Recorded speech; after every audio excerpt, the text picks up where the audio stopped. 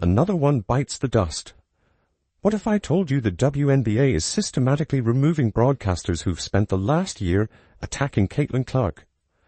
It's happening right now as Cindy Brunson, one of Caitlin Clark's most vocal critics, or dare I say haters, has been officially fired from the Phoenix Mercury broadcast team. And she's not just removed from Fever games, she's gone from all broadcasts. We'll break down who Brunson is, her history of Clark lies, and what the WNBA and Mercury did to let her go.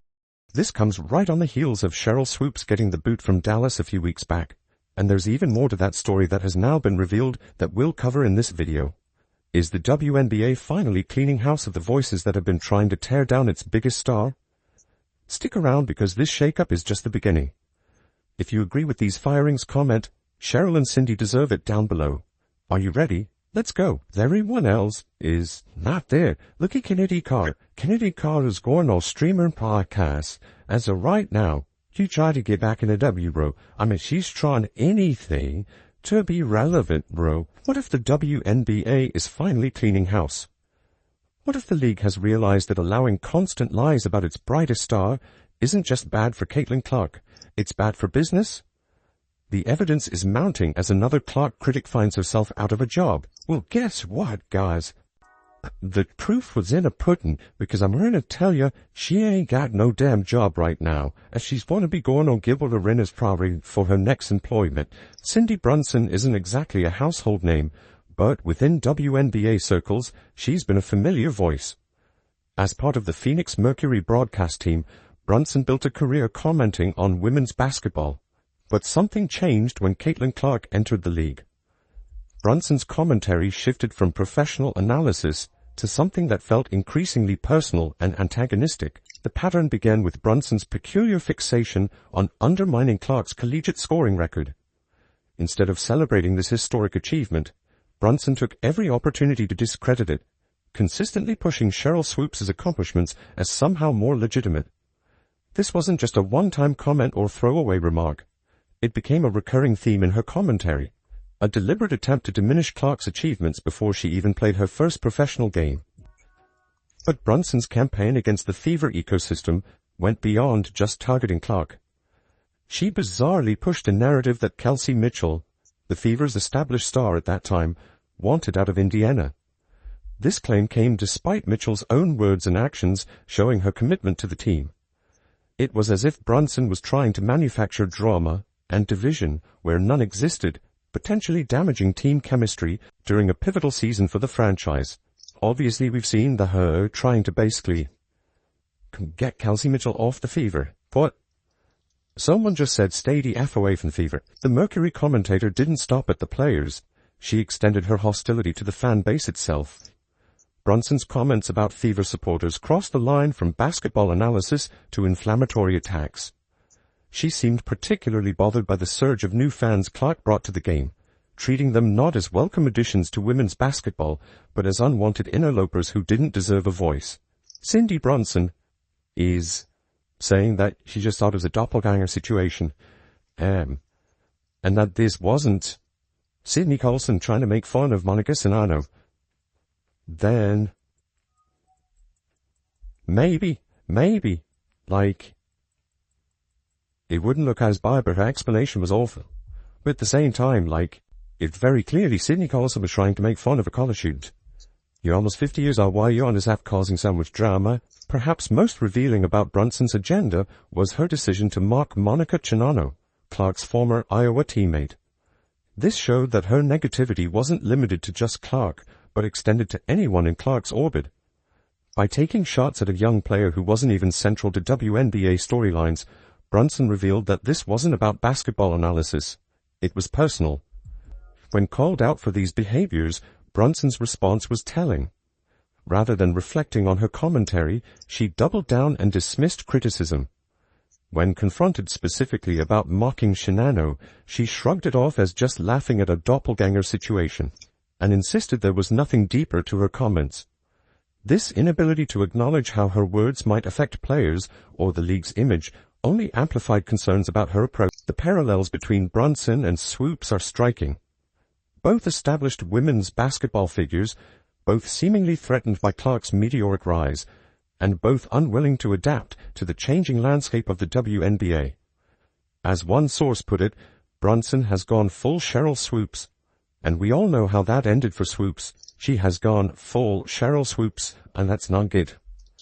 It's not good for basketball, it's not good for the Phoenix Mercury, it's not good for her own career. And I do hope that she just deletes the Twitter app. That is what I've said to Sheryl Swoopes. If you are Cindy Brunson, delete the Twitter app right now. What makes this situation particularly troubling is that it wasn't just isolated incidents or occasional lapses in judgment. Brunson engaged in a systematic campaign to undermine a player's legitimacy in the league. In any professional sport, there's room for criticism and analysis.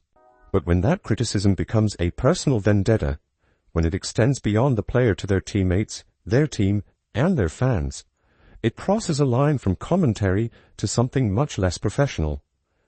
The Mercury organization, to their credit, finally recognized the damage Brunson was causing. Her commentary wasn't just hurting Clark, it was damaging the Mercury's brand and, by extension, the WNBA. In a league fighting for growth and mainstream attention, keeping someone on the payroll who seemed determined to tear down its biggest attraction simply made no business sense. The Mercury's decision wasn't a slap on the wrist, it was a complete removal. When teams typically handle problematic broadcasters, there's a well-established damage control playbook. Reassign them to less visible games, issue a carefully worded apology, or impose a brief suspension.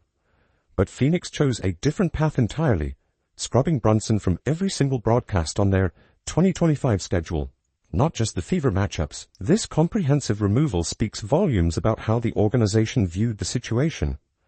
They didn't see this as a Caitlin Clark problem that could be solved by keeping Brunson away from Indiana games. They recognized it as a Cindy Brunson problem that affected their entire broadcast operation and, by extension, their relationship with fans and the league. What's particularly telling is the timing. The Mercury waited until after the 2024 season concluded before making this announcement. This wasn't a knee-jerk reaction to one inflammatory comment or a hasty decision made under public pressure. It suggests a deliberate, calculated evaluation of Brunson's overall impact on their brand. The organization took their time, assessed the situation thoroughly, and made a strategic decision away from the immediate spotlight of an ongoing season. The announcement itself was notably understated. Brunson's name simply vanished from the team's broadcast lineup for 2025. No dramatic press release, no public explanation. Just absence. This quiet approach suggests the Mercury wanted to move forward without drawing additional attention to the controversy, treating it as a business decision rather than a public spectacle. Fan reactions throughout the season likely played a significant role in this decision. Social media was ablaze with criticism of Brunson's commentary, with viewers becoming increasingly vocal about their dissatisfaction. One fan on Twitter didn't mince words. She is just 100% a disgrace. No if and or buts about it. Has no business being in any sports job, period. Another pointed out what they saw as an attention-seeking pattern. She is clearly trying to get attention. If you notice, before she joined the hate wagon, she barely had any interaction on her page. Joins the haters, and now she has more engagement. How sad to treat young women the way she is. Phoenix Mercury should be embarrassed. These weren't isolated complaints. The groundswell of negative feedback created substantial pressure on the organization to take action. When fans start directly tagging your team account to express embarrassment about your broadcaster, that's a problem no sports franchise can ignore. Behind the scenes, it's reasonable to assume the Mercury faced pressure from multiple directions. While specifics of internal communications aren't public, the comprehensive nature of their response suggests the concerns weren't limited to fan reactions alone. The WNBA itself, invested in protecting its image and the marketability of its rising stars, may have exerted influence. Sponsors, too, likely raised eyebrows at commentary that undermined one of the league's biggest draws. It seems like the WNBA is listening to the fan base, right? Not just going after podcasters or just YouTubers, but going after the ones that are tied into the WNBA media. And I'm glad to see this, man. I'm glad to see them cleaning it up. Because last year was abysmal, man. Was abysmal. I mean, you had asinine take on asinine takes, alright? And it really had nothing to do with basketball. They just hated this woman. Hated this young lady, man, and it was ridiculous. The Mercury's decision also coincides with the WNBA's broader initiatives to combat toxicity in the league. The establishment of a task force specifically focused on addressing hate within women's basketball demonstrates an evolving perspective at the highest levels of the organization. Brunson's removal isn't happening in isolation. It's part of a shifting landscape where antagonistic commentary toward the league's stars is no longer acceptable business practice. What makes this action particularly significant is that it wasn't taken halfway. The Mercury didn't try to find a middle ground or test the waters with a limited punishment. They made a clean break, signaling to everyone, fans, players, sponsors, and other broadcasters, that certain behaviors have consequences. This wasn't about silencing criticism of Clark or any player. It was about maintaining professional standards in their broadcast team. The Mercury's decisive action raises an interesting question. Was this an isolated team decision, or part of something much larger? As it turns out, another domino has fallen in what appears to be a league-wide housecleaning, and this time, it involves Clark's most vocal critic. The Dallas Wings' removal of Sheryl Swoopes from their broadcast team initially seemed like a single organization taking a stand. But now there's concrete evidence of something more coordinated happening behind the scenes. In a move that's sending shockwaves through WNBA media circles, Swoopes has been quietly scrubbed from the league-sponsored Queens of the Court podcast. This isn't speculation. The podcast's cover art has been updated to remove her image, and her name has vanished from recent episode credits, but now there's a story that goes with it. It looks like they booted Swoopes from the Queens of Court podcast. Now, Jess Jordan has a podcast and she has guest on. The WNBA listened to the new fans, looked at the facts, and acted accordingly. Then we all know this was a Caitlin Clark hate fest last year, right? I mean, seriously. And there they are, that's the old cover for the podcast, and this is the new one. What makes this second removal so significant is its timing. Rather than allowing the Dallas situation to blow over as an isolated incident, the WNBA has taken additional steps to distance itself from Swoopes.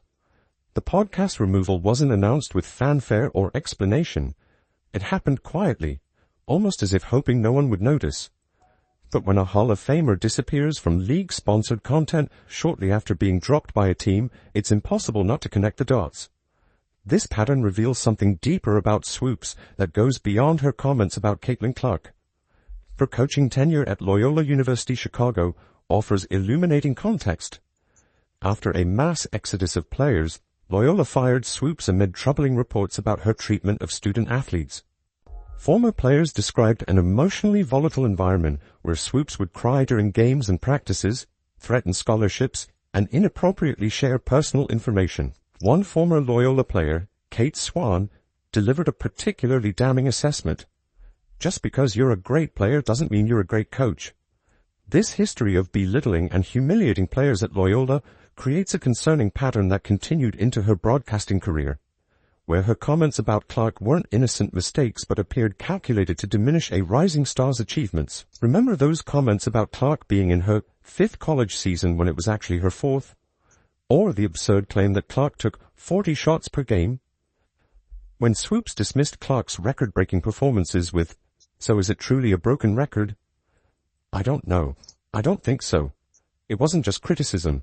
It was part of a deliberate campaign to undermine Clark's legitimacy. You asked me back, Caitlin, if you're going to break a record, to me, if it's legitimate, you have to break that record in the same amount of time that that player set it. Okay, right. So if Kelsey Plum set that record in 4 years, well, Caitlin should have broke that record in 4 years. But because there's a COVID year, then there's another year. You know what I mean? So she's already had an extra year to break that record. So is it truly a broken record? The simultaneous removal of both Swoopes and Brunson from their respective roles around the same time points to a deliberate, league-wide strategy. 2 former players, 2 broadcasters, 2 vocal Clark critics. Both gone. The mathematical probability of these being coincidental decisions is virtually zero.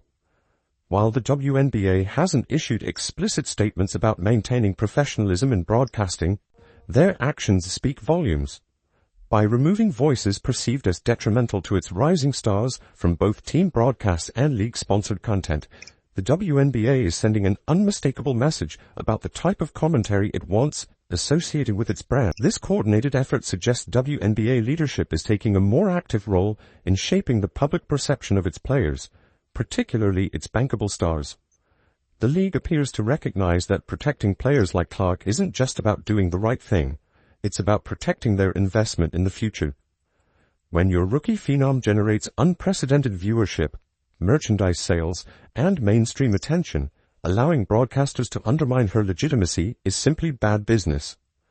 The question now becomes, who might be next? Are other broadcasters who've been critical of Clark reassessing their approach? Has a new standard been established for how commentary should be delivered?